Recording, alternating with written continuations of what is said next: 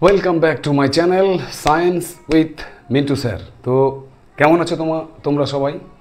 আমার প্রিয় ছাত্রছাত্রীরা যারা আজকের ক্লাসে তোমরা সবাই আছো, তোমাদের প্রত্যেককে ভালোবাসা জানিয়ে শুরু করছি আজকে মাধ্যমিক ভৌতবিজ্ঞানের কেমিস্ট্রি, যেটা অর্গানিক কেমিস্ট্রি, সেই জৈব রসায়নের একটি গুরুত্বপূর্ণ এবং দারুণ অংশ, যেটা পরীক্ষার জন্য ভীষণ গুরুত্বপূর্ণ। এখান থেকে মাধ্যমিকে পরীক্ষায় প্রশ্ন কিন্তু আসবেই। সুতরাং আজকের ক্লাসটি কোনো রকম কোনো স্কিপ না করে মন দিয়ে ক্লাসটি তোমরা করো। আজকের আমাদের আলোচ্য বিষয় থাম্বনেল দেখে ইতিমধ্যেই তোমরা আশা করি বুঝে গেছো। আজকে আমরা সমাবয়বতা আইসোমারিজম নিয়ে আলোচনা করব। সেই সঙ্গে বেশ কিছু জৈব যে পলিমারগুলো রয়েছে আমাদের, সেই পলিমার, মনোমার, পলিমারাইজেশন বিক্রিয়া এবং বর্তমান পৃথিবীতে যে প্লাস্টিক ব্যবহারের বিপদ, সেই বিপদগুলো নিয়ে আলোচনা করব। সেখান থেকে বেরিয়ে আসার যে উপায়, অর্থাৎ প্রতিকারের যে উপায়, সেগুলো নিয়ে আলোচনা করব। এবং এগুলো সবগুলো হচ্ছে পরীক্ষার জন্য ভীষণ ভীষণ গুরুত্বপূর্ণ অংশ। তো চলো আমরা প্রথমেই শুরু করে দিই। প্রত্যেককে আবারও শুভেচ্ছা জানিয়ে শুরু করছি আজকের জৈব রসায়নের ক্লাস নাম্বার 3, সমাবয়বতা, যেটাকে আমরা ইংরেজিতে বলবো আইসোমারিজম। এখন প্রশ্ন হচ্ছে, এই সমাবয়বতা কাকে বলে? না, সমাবয়বতা হচ্ছে দেখো এখানে এই ওয়ার্ডটির দিকে তাকাও তোমরা, তাহলেই তোমাদের অনেকটা ক্লিয়ার হয়ে যাবে। সমাবয়বতা অর্থাৎ এখানে একটা ওয়ার্ড লুকিয়ে আছে, সমাবয়ব মানে কি? সমযুক্ত অবয়ব, তাই তো? এই অবয়ব মানে হচ্ছে বডি, দেহ যাকে আমরা বলি, ঠিক আছে? তো সম মানে তাহলে সমান, সম অবয়ব সমান দেহ, অর্থাৎ যখন একাধিক জৈব যৌগের দেহটা মানে আণবিক সংকেত বা গঠনটা একই রকম হয়, কিন্তু তাদের ধর্মগুলো অর্থাৎ ফিজিক্যাল এবং কেমিক্যাল যে প্রপার্টিজ রয়েছে, ভৌত এবং রাসায়নিক যে ধর্মগুলো তাদের রয়েছে, সেগুলো যখন আলাদা আলাদা হয় তখন একটিকে আর একটির সমাবয়ব বলা হয়। আর যে ধর্মের জন্য এই সমাবয়বগুলো গঠিত হয় সেটাই হচ্ছে সমাংশ ধর্মিতা বা সমাবয়বতা বা আইসোমারিজম আমরা বলতে পারি। তাই পরীক্ষায় যদি আসে সমাবয়বতা কাকে বলে, তখন আমরা বলবো একাধিক জৈব যৌগের যে ধর্মের জন্য তাদের আণবিক সংকেত একই রকম হয় কিন্তু ধর্মগুলো আলাদা আলাদা হয়, তখন সেই বিশেষ ঘটনাটাকে আমরা বলবো সমাবয়বতা বা আইসোমারিজম। এবং প্রত্যেকটা জৈব যৌগকে আমরা বলবো সমাবয়ব, অর্থাৎ তাদের অবয়বগুলো সমান, অর্থাৎ তাদের দেহগুলো সমান, ঠিক আছে? তাহলে আমরা কি শিখলাম? আমরা শিখলাম সমাবয়বগুলোর প্রত্যেকটার আণবিক সংকেত এক, ধর্ম আলাদা। আণবিক সংকেত একই রকম, ধর্মগুলো আলাদা আলাদা। ক্লিয়ার? আরও একবার বলছি, সমাবয়বগুলোর আণবিক সংকেতটা একরকম হবে কিন্তু ধর্মগুলো হচ্ছে আলাদা আলাদা। এবারে তোমরা যখন যারা ক্লাস 11-12-এ সায়েন্স নিয়ে পড়বে, তখন দেখবে এই আইসোমারিজম অংশে আরও ডিটেলস অনেক কিছু পাবে তোমরা উঁচু ক্লাসে গিয়ে।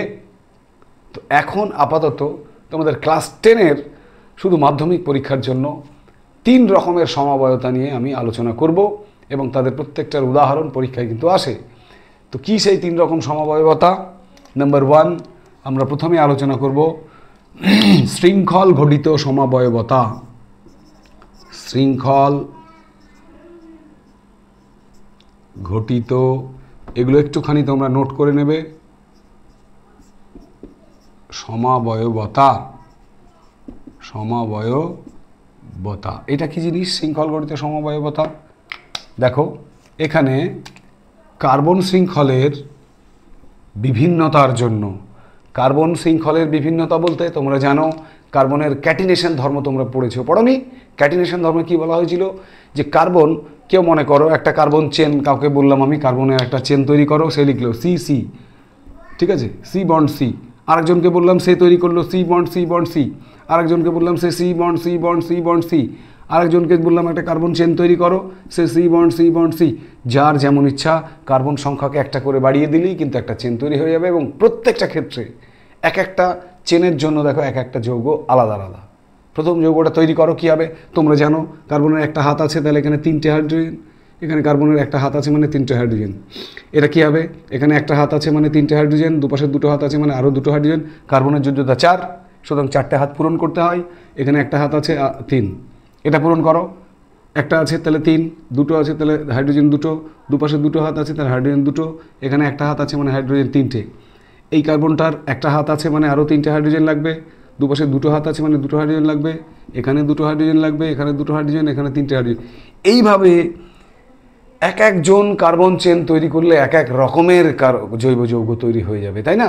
এই যে কার্বন কার্বন এক বন্ধন বা কখনো কখনো দ্বিবন্ধন ত্রিবন্ধনের মাধ্যমে, এক বন্ধন দ্বিবন্ধন বা ত্রিবন্ধন, কার্বন কার্বন কিন্তু কার্বন অ্যাটমের সঙ্গে কার্বন অ্যাটমের এই যে বন্ধন রচনার মাধ্যমে, শৃঙ্খল রচনার মাধ্যমে জৈব যৌগ তৈরি হওয়ার যে ধর্ম, সেই ধর্মটাকে আমরা বলেছিলাম, কি বলেছিলাম? ক্যাটিনেশন ধর্ম। মনে পড়ে? ক্যাটিনেশন ধর্ম।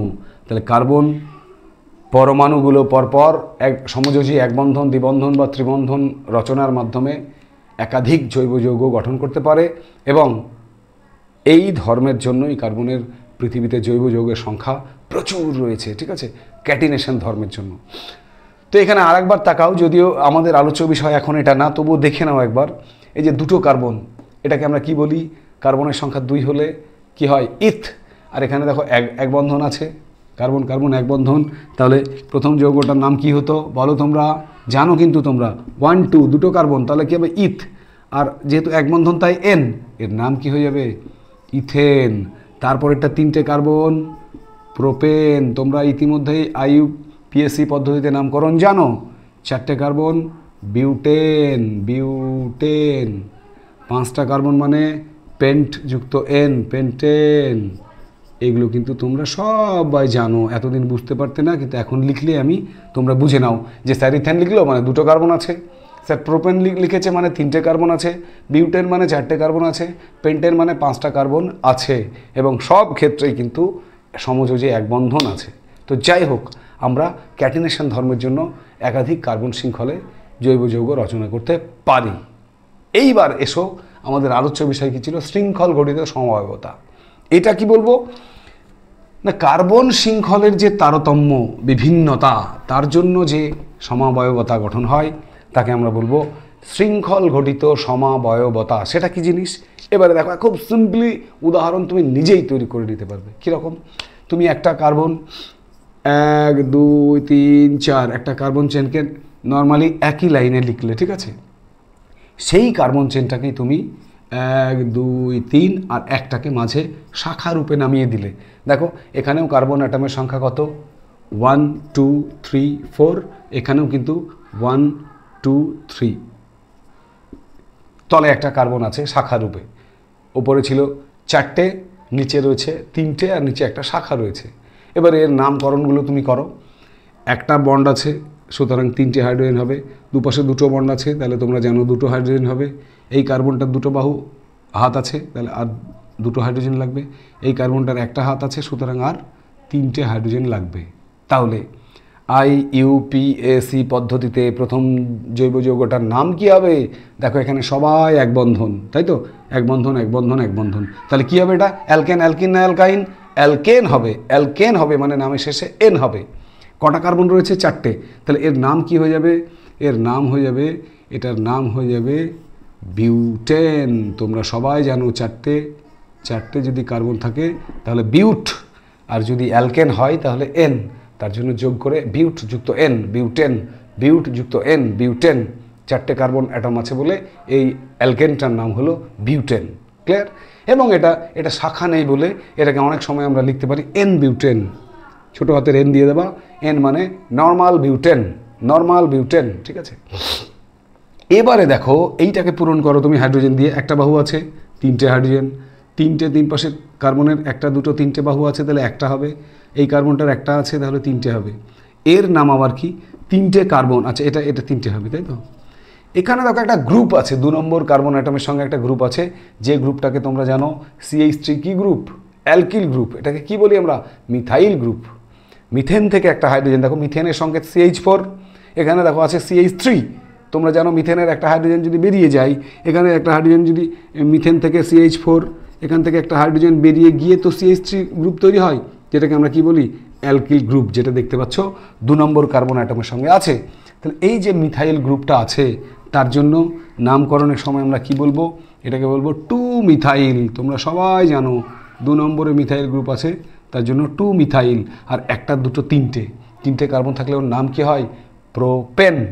প্রোপেন, 2 মিথাইল প্রোপেন হলো 2 মিথাইল প্রোপেন। একটা হচ্ছে নর্মাল বিউটেন আর একটা হচ্ছে 2 মিথাইল প্রোপেন। এবারে দেখো এদের যদি আণবিক সংকেতের দিকে তাকাই, তো লক্ষ্য করো তো, দেখো প্রথম কার্বন অ্যাটম কটা আছে দেখো, একটা দুটো তিনটে চারটে, carbon C4, hydrogen 3 2 5 6 7 7 3 10, H10 C4 H10। এখানে দেখো 1 2 3 4 চারটে কার্বন মিলছে, হাইড্রোজেন 3 3 6 3 9 1 10, 3 3 6 3 9 1 10, 10টা হাইড্রোজেন। C4H10 এই যে আণবিক সংকেত, এই C4H10 এই আণবিক সংকেতের দ্বারা আমরা দুটো ভিন্ন ভিন্ন জৈব যৌগ, একটা হচ্ছে নর্মাল বিউটেন, একটা 2 methyl propane, normal butane 2 methyl propane, এই ভিন্ন ভিন্ন দুটো জৈব যৌগকে প্রকাশ করছি বলে এটার অর্থাৎ নর্মাল বিউটেন 2 মিথাইল প্রোপেনের সমাবয়ব, এবং এটা হচ্ছে একটা শৃঙ্খল ঘটিত সমাবয়বতার এক্সাম্পল, উদাহরণ। মনে থাকবে, পরীক্ষায় আসলে নিশ্চয় পারবে। নেক্সট মুছে দিলাম। এবারে নাম্বার 2, সমাবয়বতার 2 নম্বরে আমরা শিখব অবস্থান ঘটিত সমাবয়বতা। ভালো করে জায়গাগুলো বুঝে নেবে, বই না পড়লেও কিন্তু হয়ে যাবে তোমাদের। অবস্থান ঘটিত সমাবয়বতা, এটা আবার কি জিনিস না, জৈব যৌগের শৃঙ্খলে যখন কার্যকরীমূলক সেম হয়, একই কার্যকরীমূলক থাকে, কিন্তু সেই কার্যকরীমূলকের অবস্থানজনিত যে তারতম্য, অবস্থানজনিত যে বিভিন্নতা, তার জন্য যে সমবায়তা তৈরি হয়, সেটাকে আমরা বলবো অবস্থান ঘটিত সমাবয়বতা। বোঝাতে পারলাম? আরেকবার শুনে নাও, যে কোনো একটা কার্বন শৃঙ্খলের মধ্যে বা কোনো ধরো দুটো ভিন্ন ভিন্ন জৈব যৌগ নিলাম, তাদের কার্যকরীমূলক সেম একই রকম, অ্যালকোহল গ্রুপ আছে বা কার্বক্সিলিক গ্রুপ আছে বা অ্যালডিহাইড গ্রুপ আছে বা কিটোন গ্রুপ আছে, যা আছে দুটোতেই আছে, একই সেম আছে, কিন্তু তাদের কার্যকরীমূলকগুলোর অবস্থান কারো 1 নম্বরে আছে, কারো 2 নম্বরে আছে, কারো 3 নম্বরে আছে, অর্থাৎ অবস্থানগুলো আলাদা আলাদা জায়গায় আছে। এর ফলে যে সমাবয়বতা সৃষ্টি হয় তাকে আমরা বলবো অবস্থান ঘটিত সমাবয়বতা। এটা উদাহরণ দাও, তুমি নিজে তৈরি করো উদাহরণ। মনে করো কার্বন কার্বন কার্বন 3টে নিলাম, এখানেও নিলাম কার্বন কার্বন কার্বন 3টে কার্বন নিলাম। OH একটা ফাংশনাল গ্রুপ, কার্যকরী গ্রুপ, তোমরা জানো কার্যকরীমূলক, যাকে আমরা হাইড্রক্সিল মূলক বলি। সেই OH-কে আমি এইখানে দিলাম, একটা দিলাম শেষে আর একটা দিলাম মাঝে। তাহলে দেখো দুটো জৈব যৌগেরই কার্যকরীমূলক সেম OH, কিন্তু এদের অবস্থান যদি আমরা নাম্বারিং করি, কার্যকরীমূলকের দিকে কম সংখ্যায় নাম্বারিং করতে হবে। তাহলে এখানে 1 2 3, এখানে কিন্তু বাম দিক বা ডান দিক যেদিক থেকেই করো না কেন নাম্বারিং একই হবে, অর্থাৎ OH-টা 2 নম্বর পজিশনে আসবে। সুতরাং তুমি এদিক থেকেও করতে পারো, এদিক থেকেও করতে পারো। এগুলো নিয়ে ডিটেলস আর এখন বলছি না, যারা আগের ভিডিওটি দেখোনি IUPAC পদ্ধতিতে নামকরণ, তারা দেখে নেবে, আশা করি এগুলো তোমরা বুঝে যাবে। তো যাই হোক, দেখো এবারে হাইড্রোজেন দ্বারা ফিল আপ করো। একটা হাত, তাহলে 3টে হাত হবে হাইড্রোজেন, দুপাশে 2টো হাত, তাহলে 2টো হাইড্রোজেন, দুপাশে 2টো হাত, তাহলে 2টো হাইড্রোজেন, এখানে একটা হাত 3টে হাইড্রোজেন, 3টে হাত একটা হাইড্রোজেন, এখানে কটা, এটা হাত না কিন্তু এটা 1, আচ্ছা ঠিক আছে 1, এখানে কার্বনের একটা হাত, সুতরাং হবে 3টে। এবারে নামকরণ আসছে, দেখো এটাকে আমরা কি বলবো, এখানে দেখো 1 2 3 সবগুলো সিঙ্গেল বন্ড, 3 মানে প্রোপ থেকে আমরা বলবো প্রোপেন, কিন্তু এখানে যেহেতু অলটা ভাওয়েল আছে, তাই আমরা বলেছিলাম উচ্চারণটা হবে প্রোপান। আর OH এর জন্য, কার্যকরীমূলক OH এর জন্য প্রত্যয়টা কি হয়, সাফিক্সটা কি হয়, অল যদি হয় অল, তাহলে এখানে কত নম্বরে অল আছে, 1 নম্বর কার্বনের সঙ্গে অল আছে। তাহলে আমরা কি লিখবো, এটা প্রোপান ওয়ান অল, 1 নম্বরে OH আছে বলে ওয়ান অল। দ্বিতীয় জৈব যৌগের নাম কি হবে দেখো, এটাও 3টে কার্বন, তাহলে এটাও লিখব প্রোপান। ক নম্বরে আছে OH 2 নম্বরে, তাহলে অলটা ক নম্বরে হবে 2 অল। ব্যাস, প্রথম জৈব যৌগের নাম প্রোপান 1 অল, দ্বিতীয় জৈব যৌগের নাম প্রোপান 2 অল। দুটোই দেখো, দুটোই হচ্ছে OH কার্যকরীমূলক যুক্ত, কিন্তু তাদের অবস্থানগুলো একটা রয়েছে 1 নম্বর পজিশন কার্বনের সঙ্গে, আর দ্বিতীয়টা রয়েছে 2 নম্বর কার্বন অ্যাটমের সঙ্গে। তাই প্রথমটার নাম হলো প্রোপান 1 অল, দ্বিতীয়টার নাম হলো প্রোপান 2 অল। এবং এক্ষেত্রে তোমরা যদি একটু লক্ষ্য করো তাহলে দেখতে পাবে এদের কেন আমরা সমবয়ব বলবো না, কার্বন অ্যাটমের সংখ্যা খোঁজো, কটা দেখো কার্বন, 1 2 3, কার্বন 3, C3, হাইড্রোজেন কটা, 3 4 5 6 7 8, H8, আর একটা অক্সিজেন রয়েছে, তাহলে O, C3H8O। এবারে দেখো এর কটা কার্বন, 1 2 3টে মিলছে, C3, হাইড্রোজেন কটা, 3 4 4 3 7 আর 1 8, H8, আর এই একটা O। ব্যাস, C3H8O। এই আণবিক সংকেতের দ্বারা আমরা দুটো জৈব যৌগকে প্রকাশ করছি, একটা প্রোপান 1 অল, একটা প্রোপান 2 অল। এটাই হচ্ছে আমাদের অবস্থান ঘটিত সমাবয়বতা। ক্লিয়ার? পরীক্ষা আসলে কিন্তু করে আসতে হবে। আমি আগেই বলেছি একটু মনোযোগ দিয়ে যদি তোমরা ক্লাসটা করো, তোমাদের বই পড়ার কোনো দরকার নাই, অন্তত এই অংশে। নেক্সট, এবারে আমরা বলবো তোমাদের আরও একটি পরীক্ষায় আসার জন্য গুরুত্বপূর্ণ সমাবয়বতা রয়েছে, সেটা হচ্ছে কার্যকরী মূলক ঘটিত সমাবয়বতা। কার্যকরী মূলক ঘটিত সমাবয়বতা 3 নম্বরে আমি লিখলাম, 3 নম্বরে কার্যকরী মূলক ঘটিত সমাবয়বতা। এটা কি করে করব আমরা? এটা আবার হচ্ছে যে যখন দুটো জৈব যৌগের আণবিক সংকেত এক কিন্তু কার্যকরী মূলকগুলো আলাদা আলাদা, তখন একটিকে আরেকটির সমবয়ব বলবো এবং সেই সমবয়বতাকে বলবো আমরা কার্যকরী মূলক ঘটিত সমবয়বতা। একটা উদাহরণ দিয়ে বোঝানো যাক। মনে করো C2H6O, C2H6O এই আণবিক সংকেতের দ্বারা তোমরা দেখো দুটো জৈব যৌগকে প্রকাশ করা যায়। একটা হচ্ছে C2H5OH আর একটা হচ্ছে CH3OCH3। প্রথমটার নাম কি?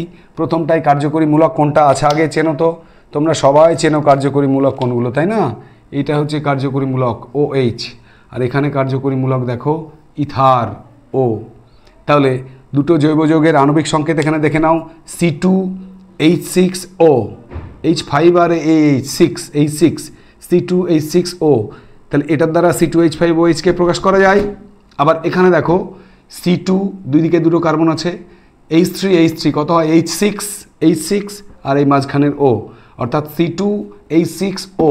এই একই আণবিক সংকেতের দ্বারা দুটো ভিন্ন ভিন্ন জৈব যৌগকে আমরা প্রকাশ করলাম, যাদের একটির মধ্যে রয়েছে OH কার্যকরীমূলক আর একটির মধ্যে রয়েছে O কার্যকরীমূলক, অর্থাৎ একটি রয়েছে হাইড্রক্সিল মূলক ফাংশনাল গ্রুপ আর একটি রয়েছে ইথার শ্রেণীর ফাংশনাল গ্রুপ। তাহলে এখানে আমরা এদের নাম কি বলবো? এটার নাম হচ্ছে, ডাক নাম কি দেখো, এর ডাক নাম হচ্ছে ইথাইল অ্যালকোহল। এটাকে আমরা ডাকি ইথাইল অ্যালকোহল বলে, তাই না? C2H5, তাহলে ইথ দুটো কার্বন আছে, আর এখানে দেখো এটাকে আমরা ডাকি মিথেন, বা এটার আরেকটা নাম আছে দুটো মিথাইল, দুই পাশে দুটো মিথাইল মানে ডাইমিথাইল, দুই পাশে দুটো মিথাইল তাহলে ডাইমিথাইল, আর ও থাকলে কি হয়, ইথার।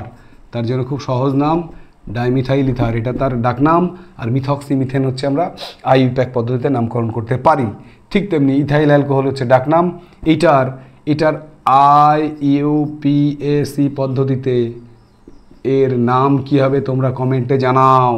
C2H5OH IUPAC পদ্ধতিতে নাম কি হবে খুব তাড়াতাড়ি কমেন্ট করে জানাও। C2H5OH কে IUPAC পদ্ধতিতে কোন নামে ডাকা হয় থাকলো তোমাদের প্রশ্ন। ওকে, তো যাই হোক, আমরা এখানে কি দেখলাম দেখো, ইথাইল অ্যালকোহল এবং মিথক্সিমিথেন বা ডাইমিথাইল ইথার, এদের প্রত্যেকের আণবিক সংকেত একই রকম C2H6O, কিন্তু একটা হচ্ছে অ্যালকোহল শ্রেণীর, তার ধর্ম আলাদা, অ্যালকোহলের ধর্ম আলাদা, আর একটা হচ্ছে ইথার শ্রেণীর যৌগ যাদের ধর্ম সম্পূর্ণ আলাদা, অ্যালকোহলের চেয়ে সম্পূর্ণ আলাদা। তাহলে এই যে ভিন্ন ভিন্ন কার্যকরী মূলকের জন্য যে সমস্ত সমাবয়বতা গঠিত হলো তাদেরই আমরা বলবো কার্যকরী মূলক ঘটিত সমাবয়বতা। এবং উদাহরণ চাইলে বলবো C2H6O, এই আণবিক সংকেতের দ্বারা আমরা দুটো ভিন্ন ভিন্ন জৈব যৌগ পাই, একটি হচ্ছে ইথাইল অ্যালকোহল বা C2H5OH, আর একটি হচ্ছে CH3O CH3 বা ডাইমিথাইল ইথার। ব্যাস, এদের আণবিক সংকেত এক কিন্তু ধর্ম আলাদা আলাদা, তাই এরা একে অপরের সমাবয়ব। ক্লিয়ার? আমি আশা করি প্রত্যেকে এই জায়গাটি ক্লিয়ার একটি কনসেপ্ট পেয়েছো, বুঝতে পেরেছো। পরীক্ষায় আসলে যে প্রশ্নই আসুক না কেন সমাবয়বতা থেকে তোমরা কিন্তু খুব সহজেই পরীক্ষায় উত্তর করে আসতে পারবে বলে আমার বিশ্বাস। একটুখানি মনোযোগ সহকারে যারা ভিডিওটি দেখেছো, বাড়িতে যেগুলো উদাহরণ দিলাম একটু প্র্যাকটিস করো, নিজে নিজে চেনগুলো তৈরি করে হাইড্রোজেন অ্যাটম দিয়ে ফিল আপ করে একটু তৈরি করো, দেখো আমার মনে হয় না আটকাবে। আর নামকরণের ক্ষেত্রে যদি কোনো অসুবিধা হয়, আগের ভিডিওটি যেটা IUPAC পদ্ধতিতে নামকরণ করা হয়েছে আমাদের, সেই ভিডিওটি ফলো করো। IUPAC পদ্ধতির যে নামকরণ সেটা একদম সহজ হয়ে যাবে। ঠিক আছে? এরপরে আমরা আরও একটি ইন্টারেস্টিং অংশে এবারে চলে যাব, সমাবয়বতা। বিদায় করে দিলাম, আশা করি প্রত্যেকে বুঝে গেছো। তো চলো এবারে আমরা আলোচনা করব আমাদের আজকের আলোচনার পরবর্তী বিষয়, সেটা হচ্ছে পলিমার। পলিমার, পলিমার, ঠিক আছে? এই পলিমার কি সেটাই পরে আসছি, তার আগে পলিমার দুই প্রকার হয়, একটা হচ্ছে প্রাকৃতিক পলিমার, আর একটা হচ্ছে জৈব পলিমার, কৃত্রিম পলিমার। একটা প্রাকৃতিক আর একটা হচ্ছে কৃত্রিম। তো পলিমার জিনিসটা কি না, পলিমার হচ্ছে যে যখন নিম্ন আণবিক ভর বিশিষ্ট অসংখ্য জৈব যৌগকে চাপ, তাপ, অনুঘটক ইত্যাদি প্রভাবকের দ্বারা নির্দিষ্ট উপায়ে উচ্চ আণবিক ভরের জৈব যৌগে রূপান্তরিত করা হয়, বৃহদাকার জৈব যৌগে পরিণত করা হয়। ছোট ছোট জিনিস নিয়ে তাকে বড় আকারে তৈরি করা, ছোট ছোট জিনিস থেকে বড় আকারের একটি অবয়ব গঠন করা, সেই যে পদ্ধতি, সেই বিক্রিয়াটাকে আমরা বলবো পলিমারাইজেশন বিক্রিয়া। আর সেই বিক্রিয়ায় যারা অংশগ্রহণ করে, অর্থাৎ ছোট ছোট যে নিম্ন আণবিক ভরের অণুগুলো আমরা ব্যবহার করি, সেটাকে আমরা বলবো মনোমার। আর মনোমারগুলো জোড়া লেগে যে বৃহৎ অণুটি গঠন করে, সেই বৃহৎ অণুটিকে আমরা বলবো পলিমার। ক্লিয়ার? তাহলে পলিমার পেলাম, তার সঙ্গে আমরা কি পেলাম, মনোমার পেলাম,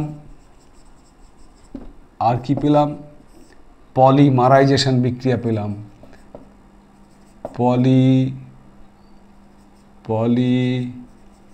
পলিমারাইজেশন, সবগুলো আমি আরেকবার বলছি, যদি পরীক্ষায় আসে একে একে সংজ্ঞাগুলো শুনে নাও। পলিমারাইজেশন বিক্রিয়া কাকে বলে? তখন আমরা বলবো অসংখ্য এরকম ছোট ছোট, দেখো ছোট ছোট এরকম অসংখ্য অণু যখন চাপ, তাপ এবং নির্দিষ্ট অনুঘটকের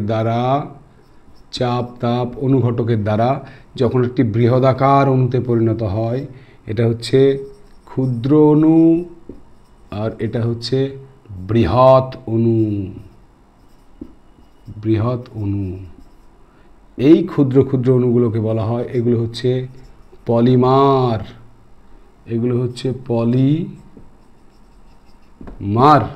আর এই বৃহৎ অণুটাকে আমরা বলবো, এটা হচ্ছে মনোমার। মনো মানে ছোট, মনোমার। আর এটা হচ্ছে বৃহৎ অণুটাকে বলবো পলি মানে একাধিক, একের অধিক, পলিমার। ক্লিয়ার? আর এই টোটাল বিক্রিয়াটাকে আমরা বলবো পলিমারাইজেশন বিক্রিয়া। তাহলে কাকে বলা হয় একবার শুনে নাও। পলিমারাইজেশন বিক্রিয়া অনেকগুলো ছোট ছোট নিম্ন আণবিক ভরের অণুগুলোকে যখন নির্দিষ্ট চাপ, তাপ এবং অনুঘটকের দ্বারা নির্দিষ্ট উপায়ে একটি বৃহৎ অণুতে পরিণত করা হয়, তখন সেই বিক্রিয়াকে আমরা বলবো পলিমারাইজেশন বিক্রিয়া। মনে থাকবে, পলিমারাইজেশন বিক্রিয়া। এই পলিমারাইজেশন বিক্রিয়ায় অংশগ্রহণকারী ক্ষুদ্র ক্ষুদ্র অণুগুলোকে আমরা বলবো মনোমার, আর মনোমারগুলো চাপ তাপ এবং অনুঘটকের দ্বারা যে বৃহৎ অণুটা তৈরি করে তাকে আমরা বলবো পলিমার। যদি উদাহরণ দিই, সেই উদাহরণ দিলেই তোমরা পরিষ্কার বুঝে যাবে পলিমার মনোমার কি জিনিস। দেখো একবার উদাহরণটা দেখে নাও। আমরা পলিথিনের নাম সবাই শুনেছি, পলিথিনকে আমরা বলি পলিইথিলিন। দেখো ইথিলিন, ছোট ছোট অনেকগুলো ইথিলিন যদি একত্রিত হয় না তাহলে তৈরি করে পলিইথিলিন, যেটাকে আমরা পলিইথিলিন। পলিইথিলিন কি নামে ডাকি? পলিথিন নামে আমরা চিনি। পলিইথিলিন বা পলিথিন। এই পলিথিনটা হচ্ছে একটা, পলি শব্দটা আছে সুতরাং অবশ্যই এটা পলিমার, আর এইটা ইথিলিনটা হচ্ছে পলিথিনের মনোমার। এবার বোঝা গেল? তাই ছোট ছোট অণুগুলোকে আমরা বলবো মনোমার, আর সেটা দিয়ে যে বৃহৎ অণুটা তৈরি হলো সেটাকে আমরা বলবো পলিমার। তাহলে ইথিলিন একটা মনোমার, আর ইথিলিন থেকে যেটা তৈরি হয় পলিথিন বা পলিইথিলিন, সেটা হচ্ছে একটা পলিমারের উদাহরণ। এইরকম বেশ কিছু উদাহরণ তোমাদের পরীক্ষায় আসে। এইখানে যদি একটা বক্স করি আমরা, এখানে যদি আমরা লিখি মনোমারের ঘর, আর এখানে যদি আমরা লিখি পলিমারের ঘর, তাহলে কিন্তু এই মনোমার পলিমার কিন্তু পরীক্ষায় তোমাদের আসে মাঝে মাঝেই। এটাকে আমি সুন্দর করে বক্স করে দিলাম মনোমার, আর এটা হচ্ছে পলিমার। একটা তো উদাহরণ পেয়ে গেলে তোমরা যে ইথিলিনের হচ্ছে পলিইথিলিন, তাই তো?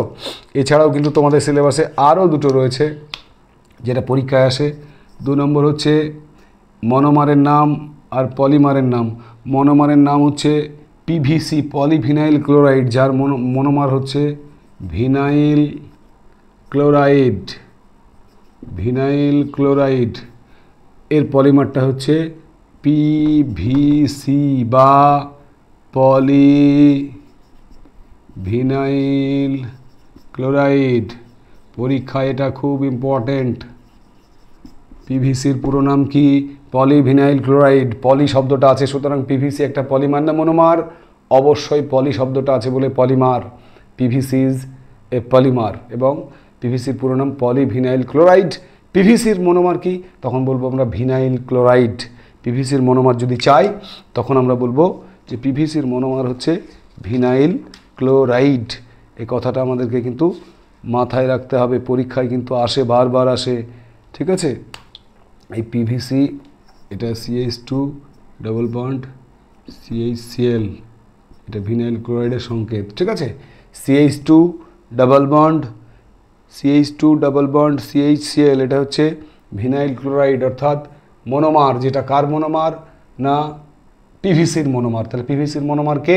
Vinyl chloride, CH2 double bond CHCl। যাই হোক, 3 নম্বর আর একটা উদাহরণ তোমাদের বইয়ে আছে, সেটা হচ্ছে পলিমারটার নাম হবে টেফলন বা পলিটেট্রা।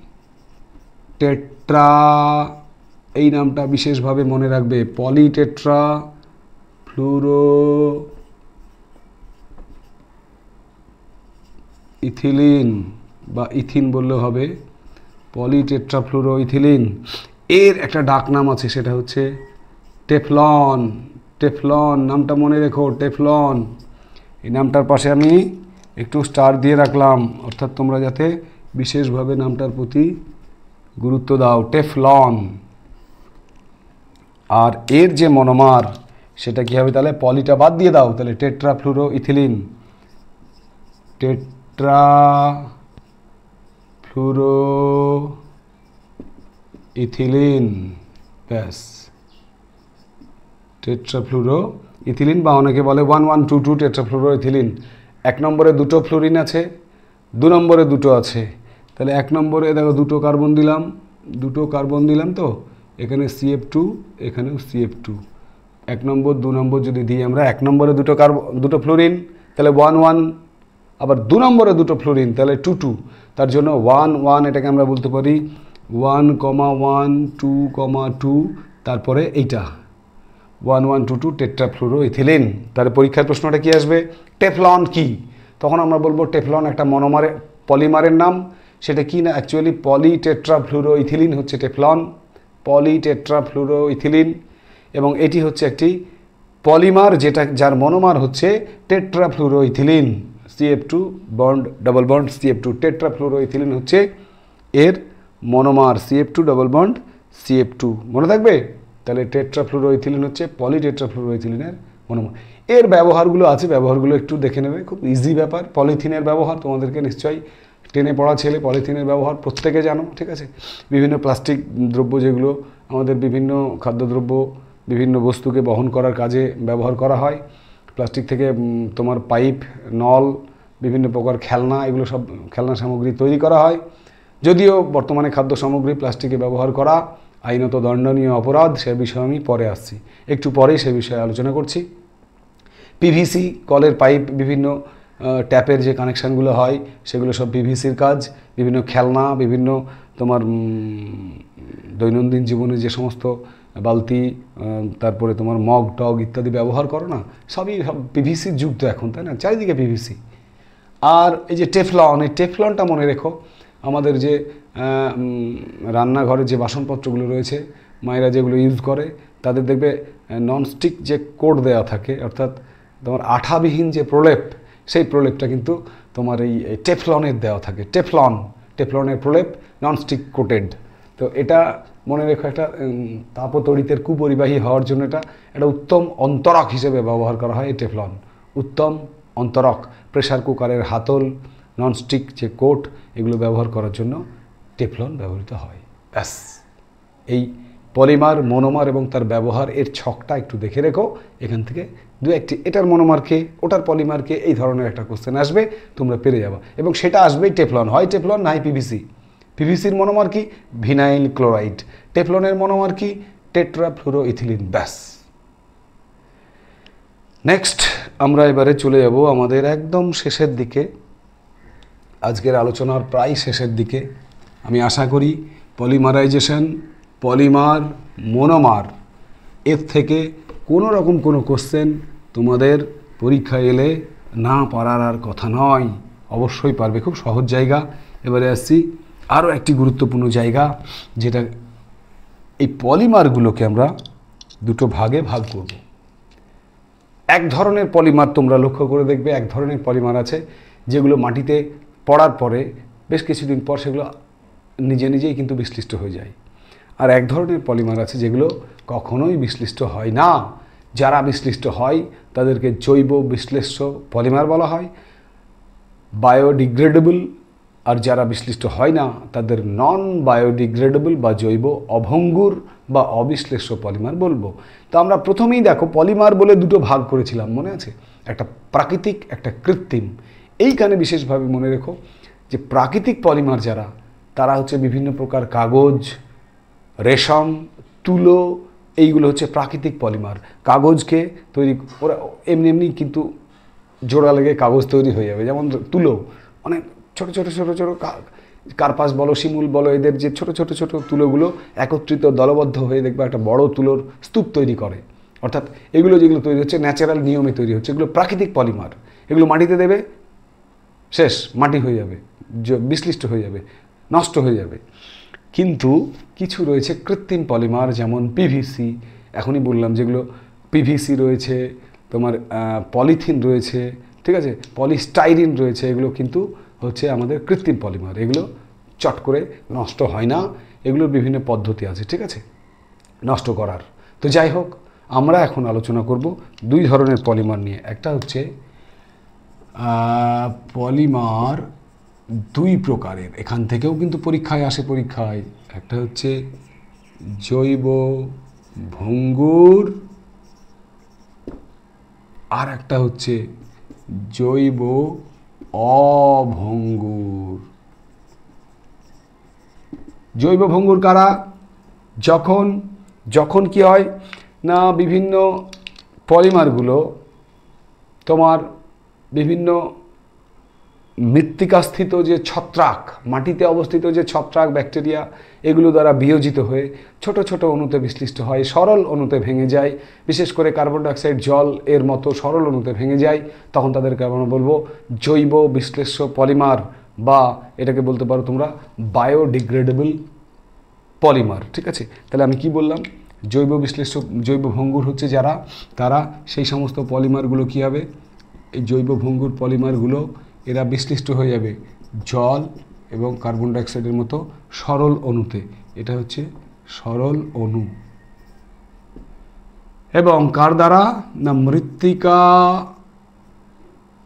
স্থিত মাটিতে অবস্থিত বিভিন্ন প্রকার ব্যাকটেরিয়া বিভিন্ন প্রকার ছত্রাক এদের দ্বারা বিশ্লিষ্ট হয়ে জল কার্বন ডাইঅক্সাইডের মতো সরল অণুতে এরা ভেঙে যায়। ঠিক আছে, এইগুলোকে বলা হয় জৈব ভঙ্গুর পলিমার। একটুখানি মনে রাখবে তাহলে কিন্তু হয়ে যাবে। এর পরীক্ষায় কিন্তু উদাহরণ আসবে, যেমন ধরো PLA, এটাকে কি বলবো আমরা? Polylactic acid. এই PLA বা পলিল্যাকটিক অ্যাসিড অবশ্যই মনে রেখো, একটি পরীক্ষায় একটি বা দুটি জৈব ভঙ্গুর পলিমারের নাম কিন্তু আসবে পরীক্ষায়, তখন আমরা বলে দেবো PLA পলিল্যাকটিক অ্যাসিড। অথবা এছাড়াও তোমরা লিখতে পারো PEA বা PEA পলিইথিলিন অ্যাডিপেট। P মানে পলি, E মানে ইথিলিন, ইথিলিন ওটা হচ্ছে তোমার অ্যাডিপেট। এখানে লিখলাম অ্যাডিপেট, মনে থাকবে PEA। এছাড়াও তুমি বলতে পারো PBS, আরও একটি আছে পলি বিউটিলিন সাকসিনেট।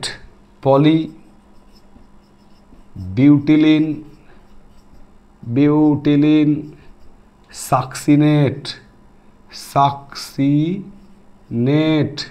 পরীক্ষায় কিন্তু আসবেই। জৈব ভঙ্গুর পলিমার বা বায়োডিগ্রেডেবল পলিমার কাকে বলে? উদাহরণ দাও। তখন আমরা বলবো যে সমস্ত পলিমারগুলো মাটিতে অবস্থিত ব্যাকটেরিয়া ছত্রাক দ্বারা বিয়োজিত হয়ে সহজ সরল অণু যথা কার্বন ডাইঅক্সাইড জলের অণুতে ভেঙে যায়, বিশ্লিষ্ট হয়ে যায়, তাদেরকে আমরা বলবো জৈব ভঙ্গুর বা বায়োডিগ্রেডেবল পলিমার। উদাহরণ দাও। উদাহরণ আমরা দিয়ে দেবো। উদাহরণ হচ্ছে polylactic acid, polyethylene adipate, polybutylene succinate, বা যদি না পারো PLA, PEA, PBS লিখে দিলেই নম্বর পেয়ে যাবে। এবারে আসছি জৈব অভঙ্গুর পলিমার কারা? অভঙ্গুর, যারা ভাঙে না, যারা বিশ্লিষ্ট হয় না। তাহলে যে সমস্ত পলিমারগুলো মাটিতে অবস্থিত ছত্রাক ব্যাকটেরিয়া ইত্যাদি দ্বারা বিয়োজিত হয় না, বিশ্লিষ্ট হয় না, তাদেরকে আমরা বলবো জৈব অভঙ্গুর পলিমার। এই জৈব অভঙ্গুর পলিমার ইতিমধ্যেই তোমরা জানো কোনগুলো? পলিইথিলিন বা পলিথিন, আর কি PVC পলিভিনাইল ক্লোরাইড, আর কি টেফলন, আর কি আরও যেন পলিস্টাইরিন, এসবই হচ্ছে জৈব অভঙ্গুর পলিমারের উদাহরণ। পরীক্ষায় আসবে দুটো করে অন্তত, এদিকে ওদিকে জৈব ভঙ্গুর দুটো, জৈব অভঙ্গুর দুটো, নাম মনে রাখবে। জৈব ভঙ্গুর তুমি বলে দেবে PLA আর PEA, ঠিক আছে? আর জৈব অভঙ্গুর পলিথিন, PVC, পলিস্টাইরিন, যা ইচ্ছে। ক্লিয়ার? এছাড়াও জৈব তোমার এই পলিমারের আরও দুটো ভাগ আছে, আমি একটুখানি বলে দিতে চাই সেই জায়গাটা। সেটা হচ্ছে এই ভাগটা ছাড়াও পলিমারকে আমরা দুটো ভাগে ভাগ করতে পারি, সেটা তাদের তাপের প্রয়োগের ভিত্তিতে। তাপ প্রয়োগ করলে কেমন আচরণ করে তার ভিত্তিতে আমরা, আবার বলছি, আমরা হিটের বেসিসে অর্থাৎ তাপ প্রয়োগ করে তার আচরণ কী হবে তার উপরে ভিত্তি করে পলিমারকে দুভাগে ভাগ করা যায়। একটা হচ্ছে থার্মোপ্লাস্টিক, আর একটা হচ্ছে থার্মোসেটিং প্লাস্টিক। একবার শুনে নাও, বই পড়ার আর কোনো দরকার নেই। থার্মোপ্লাস্টিক কাকে বলে? যে সমস্ত প্লাস্টিকগুলোকে তাপ দিলে নমনীয় হয়, নরম হয়, তাপ উঠিয়ে নিলে আবার কঠিন হয়ে যায়। আবার তাপ দাও, আবার নরম হবে, আবার তাপ উঠিয়ে নাও, আবার কঠিন হবে, আবার তাপ দাও, আবার নমনীয় হবে, আবার তাপ উঠিয়ে নাও, আবার কিন্তু শক্ত হয়ে যাবে। বারবার তুমি তাপ দেবে, বারবার এটা রিপিট হয়ে যাবে, অর্থাৎ এর ধর্মটা অপরিবর্তিত থাকবে। সেই সমস্ত প্লাস্টিকগুলোকে বলা হয় থার্মোপ্লাস্টিক। তাপ দিলে কি বললাম? তাপ দিলে নমনীয় হয়ে যাবে, আবার তাপ উঠিয়ে নিলে তারা তোমার শক্ত হয়ে যাবে, তাই না? এবং এটা বারবার করলে ধর্মের তোমার একই ধর্ম পাবে, অপরিবর্তিত থাকবে, ঠিক আছে? সেইগুলোকে আমরা বলবো থার্মোপ্লাস্টিক। যেমন থার্মোপ্লাস্টিক, পলিথিন, পিভিসি, এরা হচ্ছে সব থার্মোপ্লাস্টিক। তুমি তাপ দেবে যখন পিভিসিকে বা পলিথিনকে, গলে যাবে, নরম হয়ে যাবে, নমনীয় হবে, আবার তাপ উঠিয়ে নেবে, আবার শক্ত হবে। যতবার করবে ততবার শক্ত হবে। তাপ দেবে, নমনীয় হবে, তাপ উঠিয়ে নেবে, শক্ত হবে। তাপ দেবে, নমনীয় হবে, তাপ উঠিয়ে নেবে, শক্ত হবে। এটা হচ্ছে তোমার থার্মোপ্লাস্টিকের ক্যারেক্টারিস্টিক্স, ধর্ম। এবং উদাহরণ দিলাম পলিথিন, পিভিসি। থার্মোসেটিং প্লাস্টিক কাকে বলে? যে সমস্ত প্লাস্টিককে তুমি তাপ দিলে নমনীয় হবে, তাপ উঠিয়ে নিলে শক্ত হবে, কিন্তু সেকেন্ড টাইম তুমি যখন তাপ দিতে যাবে তখন আর নমনীয় করা যাবে না, তখনই তাদেরকে বলা হয় থার্মোসেটিং প্লাস্টিক। আবার বলছি আমি, একবার তাপ দেবে, নমনীয় হবে, তাপ উঠিয়ে নেবে, শক্ত হবে, এটা হয়ে গেল প্রথমবার। সেকেন্ডবার যখন তাপ দেবে আর নমনীয় করা যাবে না, আর বারবার এই ধর্মের রিপিট হবে না, তখন অর্থাৎ কি, ওই শক্ত ধর্মটাই সে সেটিং হয়ে যায়। শক্ত ধর্মটাই সে একবার তাপ দিয়ে উঠিয়ে নেওয়ার পর সেটিং হয়ে যায়, ওই জন্য তাকে বলা হয় থার্মোসেটিং প্লাস্টিক। কি বললাম বলো তো? তাপ দিলে সে নমনীয় হবে, আবার তাপটা উঠিয়ে নিলে সে কী হবে না, শক্ত হয়ে যাবে, কিন্তু দ্বিতীয়বার আর সে শক্ত হবে না, তখন তাকে আমরা বলবো থার্মোসেটিং প্লাস্টিক। যেমন থার্মোসেটিং প্লাস্টিক, যেমন ইপক্সি রেজিন, অবশ্যই নামটা মনে রেখো, ইপক্সি রেজিন, ঠিক আছে? এই ইপক্সি রেজিন হচ্ছে একটা থার্মোসেটিং প্লাস্টিকের একটা উদাহরণ। এছাড়াও তোমরা আরও নাম দিতে পারো ইপক্সি রেজিন ছাড়া। ফেনল ফর্মালডিহাইড বলে একটা প্লাস্টিক রয়েছে, ফেনল ফর্মালডিহাইড, এগুলো সব হচ্ছে আমাদের থার্মোসেটিং প্লাস্টিকের উদাহরণ, ঠিক আছে?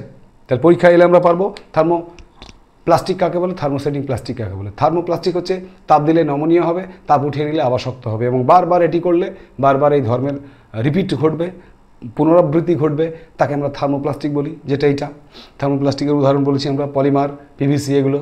আর এদিকে থার্মোসেটিং প্লাস্টিক কাকে বলে না, যাদের একবার তাপ দিলে নমনীয় হয়, তাপ উঠিয়ে নিলে আবার শক্ত হয়ে যায়, কিন্তু দ্বিতীয়বার তাপ দিলে আর নমনীয় করা যায় না, সে শক্তই থেকে যায়, তখন তাকে বলা হয় থার্মোসেটিং প্লাস্টিক। সে ওই শক্ত জায়গাটায় সেটিং হয়ে বসে থাকে, তাই তারা থার্মোসেটিং। উদাহরণ epoxy resin, phenol formaldehyde, epoxy resin, phenol formaldehyde, এইটা কিন্তু উদাহরণ আসে পরীক্ষায়। দুটি থার্মোসেটিং প্লাস্টিকের নাম লেখো, epoxy resin, phenol formaldehyde. Clear? আজকের ক্লাসের অর্থাৎ জৈব রসায়নের পার্ট 3 যে ক্লাস, সেই ক্লাসের শেষ আলোচনা, খুব ইন্টারেস্টিং আলোচনা। এটা পরীক্ষায় কিন্তু 2 নম্বরের একটা প্রশ্ন থাকে, সেটা হচ্ছে প্লাস্টিক ব্যবহারের বিপদ এবং এর থেকে প্রতিকারের উপায়। প্রথমে আমরা বলবো প্লাস্টিক ব্যবহারের বিপদ। প্লাস্টিক ব্যবহারের বিপদ, খুব সংক্ষিপ্ত আলোচনা হবে আমাদের। যেটুকু করলে পরীক্ষায় নম্বর আমরা পাবো সেটুকুকে জেনে রাখতে হবে, তাহলে কিন্তু হয়ে যাবে, ঠিক আছে? একটু দেখে নাও, খুব সহজ একটা জায়গা। আধুনিক যুগকে আমরা বলি প্লাস্টিকের যুগ, তাই না? চারিদিকে প্লাস্টিক, যেখানেই দেখবে প্লাস্টিক। শুধু তাই না, এই যে বিপজ্জনক যে ক্যারি ব্যাগ আমরা ব্যবহার করি, সেটা একটা কিন্তু প্লাস্টিক। এবং সেই প্লাস্টিক ব্যবহার করার ফলে তোমরা জানো আমাদের সমূহ বিপদ, ঠিক আছে? সেখান থেকে যে বিষক্রিয়া হয়, যা আমাদের লিভার ফাংশনকে একদম ধ্বংস করে দিতে সক্ষম। এছাড়াও পরিবেশ দূষণ তো রয়েছে। তো পরীক্ষায় যখন প্রশ্নটা আসবে প্লাস্টিক ব্যবহারের কি কি বিপদ, সেটার উত্তর করতে গিয়ে তুমি দেখবে যে যেগুলো নন বায়োডিগ্রেডেবল, বিশেষ করে যেগুলো জৈব ভঙ্গুর নয়, সেই সমস্ত প্লাস্টিকগুলোই কিন্তু আমাদের পরিবেশের জন্য বিপজ্জনক। সেটা কেন হয় না, তারা 2-3টে কারণে বেশ বিপজ্জনক, সেগুলো মনে রেখো। নাম্বার 1, এই প্লাস্টিকগুলো যারা জৈব ভঙ্গুর নয়, তারা কি হয়, তারা প্রথমত এগুলোকে পুড়িয়ে যখন দাও তুমি, তখন সেটা বায়ুকে দূষিত করবে। আবার যখন মাটিতে থাকে তখন 2 ধরনের বিপদ। একটা হচ্ছে শহর গ্রাম ভাগ করেই বলি আমি, একটা হচ্ছে গ্রামে লিখে দিলাম, আর একটা হচ্ছে মেনলি শহরে লিখে দিলাম। এই দুটো বিপদ পরীক্ষার জন্য মনে রেখো, তাহলে হবে। গ্রামে কি বিপদ না, গ্রামে যে প্লাস্টিকগুলো রয়েছে, বিশেষ করে ক্যারি ব্যাগ, চিপসের প্যাকেটগুলো, বিভিন্ন তোমার খাদ্যদ্রব্য যেগুলো তোমার ওই প্লাস্টিকের মোড়কে রাখা হয়, সেই সমস্ত প্লাস্টিকগুলো, বিভিন্ন কেকের প্যাকেট, ঠিক আছে, বিভিন্ন চানাচুর বিস্কিটের প্যাকেটগুলো, যাই বলো না কেন, যে সমস্ত প্লাস্টিকগুলো যারা জৈব বিশ্লেষণ হয় তাদেরকে আমরা কী হয় না খাদ্যদ্রব্য বের করে নেওয়ার পর ফেলে দিই, ছুঁড়ে ফেলে দিই। এবারে সেই প্লাস্টিকগুলো বিশেষ করে বর্ষার সময় দেখবে জলের সঙ্গে ভেসে ভেসে বেড়ায়। সেই প্লাস্টিকগুলো যখন চাষযোগ্য জমির উপরে ভেসে বেড়ায়, তখন জলটা, এবার বর্ষার জলটা যখন নেমে যায়, প্লাস্টিকগুলো কিন্তু ওই জমির উপরে থেকে যায়। ফলে জমি হয়ে যায় প্লাস্টিকের জমি, প্লাস্টিকের স্তূপ। সেখানে চাষবাস করার সময় নাঙল দিতেও অসুবিধা হয়, সেখানে বীজ ছিটিয়ে দিলে সেই বীজগুলো অঙ্কুরোদ্গমেও সমস্যা হয়, এবং কি হয় না জমির উর্বরা শক্তি কমে যায় এবং সেখানে চাষির ফসল উৎপাদনের হারটাও কিন্তু কমে যায়। এটা হচ্ছে গ্রামের বিপদ। শহরে কি বিপদ আছে প্লাস্টিকের? এই বিপদ আরও ভয়ঙ্কর বিপদ।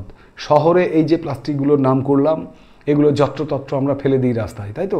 ডাস্টবিন থাকলেও কিন্তু আমরা নির্লজ্জের মতো বলতে পারো যেখানে সেখানে ফেলি তো। এই ফেলার পর আমরা ভাবি এই রাস্তায় ফেললাম তো কী হলো, কোনো সমস্যা নাই তো। কিন্তু সমস্যা আছে। সমস্যাটা কোথায় না, শহরাঞ্চলে যে তোমার ড্রেনগুলো, ড্রেনেজ সিস্টেম, জলের ম্যানহোলগুলো বড় বড় রয়েছে, সেই ড্রেনের মধ্যে বৃষ্টির সময় বৃষ্টির জলের সঙ্গে ওই প্লাস্টিকগুলো কিন্তু ড্রেনে নেমে যায়, এবং বিভিন্ন জায়গার প্লাস্টিক যখন একত্রিত হয় তখন প্লাস্টিকের একটা পাহাড় তৈরি হয়ে যায় ড্রেনের ভেতরে, শক্ত হয়ে জমাট বেঁধে ড্রেনের মুখকে সে বন্ধ করে দেয়। এবার পরে আবার যখন বৃষ্টি হয় তখন শহরের যে জল, সেটা নিকাশি নালা দিয়ে নামবে কী করে, ড্রেনের মধ্যে দিয়ে যাবে কী করে? কারণ ড্রেন তো বন্ধ, ড্রেন তো তোমার প্লাস্টিক যে ছুঁড়ে ছুঁড়ে তোমরা ফেলেছো সেগুলোতে, শহরের ড্রেনগুলো যেগুলো নিকাশি নালা আমরা বলি, সেগুলো বন্ধ। ফলে একটুখানি বৃষ্টি হলেই দেখবে এখন প্রতিটা শহর জলের তলে। সেগুলো কিন্তু আমাদেরও সচেতন হওয়া উচিত।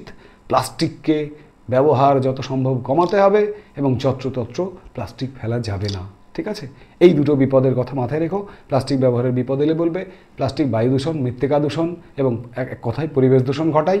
সেটা গ্রামে কিভাবে ঘটায়, শহরে কিভাবে ঘটায়, এবং সেটাকে পুরোনোর সময় যে বায়ু দূষক গ্যাসটা উৎপন্ন হয় সেটাও বায়ুকে দূষিত করে, সেটা একটু উল্লেখ করে দেবে, তাহলেই 2 নম্বর থাকবে, পেয়ে যাবে, ঠিক আছে তো? এবারে আসছি একদম লাস্ট শেষ কথাই, সেটা হচ্ছে এই যে বিপদের কথা তো আমরা বললাম, প্লাস্টিক ব্যবহারের বিপদ, এর থেকে বেরিয়ে আসার উপায় কি, অর্থাৎ প্রতিকারের উপায়।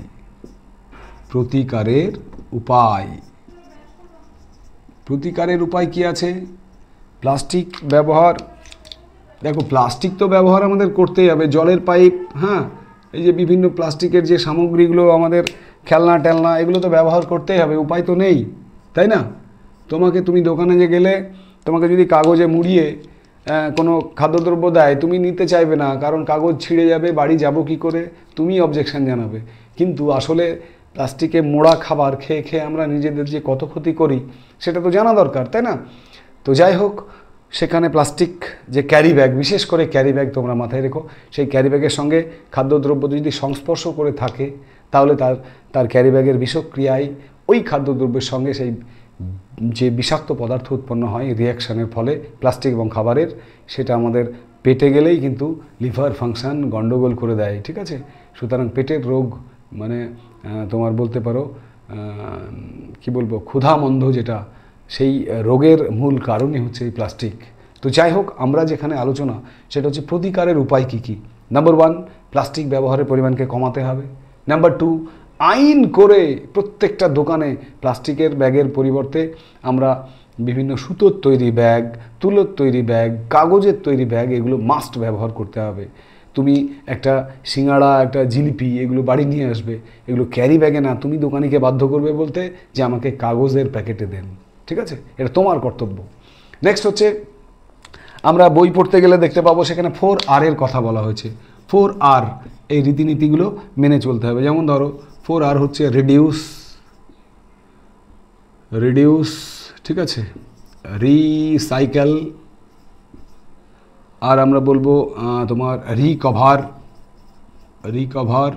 1, 2, 3, আর একটা আমরা বলবো রিইউজ। রিডিউস কমানো, হ্রাস করা, হ্রাস করা, অর্থাৎ আমাদেরকে প্লাস্টিক ব্যবহারের পরিমাণকে কমাতে হবে যতটা সম্ভব। যেখানে একদম না করলে না, সেখানে প্লাস্টিক ব্যবহার করো। বাকি সব সময় চেষ্টা করতে হবে প্লাস্টিককে বর্জন করে তার পরিবর্তে যারা জৈব ভঙ্গুর, যেমন তুলো, যেমন কাগজ, এগুলোকে আমরা ব্যবহার করব। Number 2, recycle. অর্থাৎ রিসাইকেল মানে আমরা জানি পুনরাবর্তন, পুনরাবর্তন, তাই তো? অর্থাৎ প্লাস্টিককে রিসাইক্লিং করা। এই যে বিভিন্ন ধরো দেখবে প্লাস্টিকের দ্রব্যগুলো, ভাঙা দ্রব্যগুলো পাঠানো হয়, সেগুলোকে আবার রিসাইক্লিং করে সেখান থেকে আবার খেলনা, বিভিন্ন গৃহস্থালিতে যে বালতি, মগ, এগুলো তৈরি হয়, এগুলো রিসাইক্লিং বলা হয়, ঠিক আছে? তারপরে তোমার রিকভার। রিকভার মানে তোমরা জানো পুনরায় তোমার এগুলোকে পুনরুদ্ধার করা। আর রিউজ মানে যেগুলোকে আমরা বলি পুনর্ব্যবহার করা। রিউজ মানে পুনর্ব্যবহার, পুনর্ব্যবহার, আর এটা হচ্ছে পুনরুদ্ধার, পুনরুদ্ধার,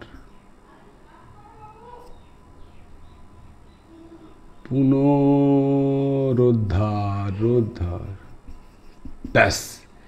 এই 4R, reduce, recycle, recover, reuse. হ্রাস করা, পুনরাবর্তন করা, পুনরুদ্ধার করা, পুনরুদ্ধার, হ্যাঁ ঠিক আছে, পুনর্ব্যবহার করা, পুনর্ব্যবহার করা। এই 4টে নীতি যদি আমরা মেনে চলি তাহলে কিন্তু প্লাস্টিকের বিপদ থেকে আমরা রক্ষা পাবো, ঠিক আছে? এছাড়াও তোমরা জানো যে প্রশাসনকে কঠোরভাবে দমন করতে হবে আইন করে। শুধুমাত্র আমি বলে দিলাম, আইন করে দিলাম যে প্লাস্টিক ব্যবহার করা যাবে না, ক্যারি ব্যাগ ব্যবহার করা যাবে না, সম্ভব নয়। মানুষকে সচেতন হতে হবে। প্রশাসন তো প্রশাসনের কাজ করবেই, কিন্তু সব সময় আমাদেরকে সচেতন হতে হবে যে আমরা প্লাস্টিককে বয়কট করব। যেখানে পারবো প্লাস্টিকের পরিবর্তে কাগজের ব্যাগ, আমরা চটের থলি, এগুলোকে ব্যবহার করব, ঠিক আছে? এবং যেগুলো বেশি জৈব বিশ্লিষ্ট পলিমার, আমরা বেশি বেশি করে সেগুলোকেই ব্যবহার করব। এছাড়াও একটা বায়োডি বলে পলিমার রয়েছে, বায়োডি। এই বায়োডি পলিমার এর ব্যবহারকে বাড়াতে হবে। বায়োডি পলিমার কি না, পলিথিন যেটা নিয়ে আমাদের সবচেয়ে বেশি সমস্যা, সেই পলিথিনের সঙ্গে স্টার্চ মিশিয়ে আলোকে বিশ্লিষ্ট একটা জৈব যৌগ তৈরি করা হয়, যেটাকে আমরা বলি বায়োডি পলিমার। এর ব্যবহারকে বাড়াতে পারলেই কিন্তু আমরা প্লাস্টিক ব্যবহারের বিপদ থেকে বাঁচতে পারবো, পরিবেশকে বাঁচাতে পারবো, একটা দূষণমুক্ত পরিবেশ গড়ে উঠবে, আমাদের ভবিষ্যৎ প্রজন্ম সেফ পৃথিবী একটা পাবে। এবং সেটার দায়িত্ব কিন্তু আমাদের। আমরা প্রত্যেকে প্রতিজ্ঞাবদ্ধ হব যে পৃথিবীকে প্লাস্টিক মুক্ত করবই। এখন তোমরা জানো তোমাদের বিদ্যালয়গুলোতে, তোমাদের স্কুলগুলোতে প্লাস্টিক বর্জন করার জন্য, প্লাস্টিক মুক্ত বিদ্যালয়, প্লাস্টিক মুক্ত সমাজ গড়ে তোলার জন্য বিভিন্ন রকম ক্যাম্প হচ্ছে, বিভিন্ন রকমের তোমার অনুষ্ঠান সূচি নেওয়া হচ্ছে, বাস্তবায়িত করা হচ্ছে। সুতরাং প্লাস্টিক বর্জন করো, পৃথিবীকে প্লাস্টিক মুক্ত করো এবং পরবর্তী প্রজন্মকে শান্তি দাও, ঠিক আছে? তো যাই হোক, আজকের ক্লাস এখানেই শেষ করছি। আশা করি আজকের ক্লাসের সমস্ত পড়া যেগুলো তোমাদের বুঝিয়ে দেওয়া হলো, সেগুলো তোমরা ইতিমধ্যেই বুঝতে পেরেছো। তো বাড়িতে আরেকবার বইগুলো খুলে দেখে নেবে, ঠিক আছে? ওয়েট করো পরবর্তীর জন্য। আমাদের নেক্সট আর একটি মাত্র জৈব রসায়নের ক্লাস বাকি রয়েছে, তাহলে কিন্তু জৈব রসায়নের মতো একটি সুন্দর এবং বড় চ্যাপ্টার তোমাদের কমপ্লিট হয়ে যাবে। যতক্ষণ না ক্লাস 4 জৈব রসায়ন নিয়ে তোমাদের সামনে আসছি, ততক্ষণ সুস্থ থেকো, ভালো থেকো, পড়াশোনার মধ্যে থেকো, ঠিক আছে? জয় হিন্দ, বন্দে মাতরম, টাটা।